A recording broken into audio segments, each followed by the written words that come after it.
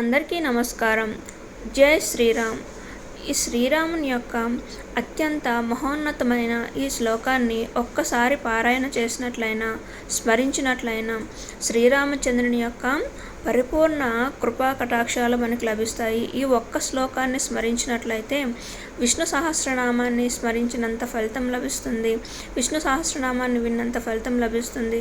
సహస్రనామాన్ని కూడా విన్నంత ఫలితం లభిస్తుంది. అంతటి మహోన్నతమైన ఈ శ్లోకం గురించి ఇప్పుడు మనం తెలుసుకుందాం. ఈ ఒక్క శ్లోకాన్ని కానీ మనం స్మరించినట్లయితే శ్రీరామచంద్రుని 1000 సార్లు స్మరించినంత ఫలితం వస్తుంది. అదేంటంటే శ్రీరామ రామ రామేతి రమే రామే మనోరమే సహస్రనామ తత్తుల్యం రామనామవరాననే.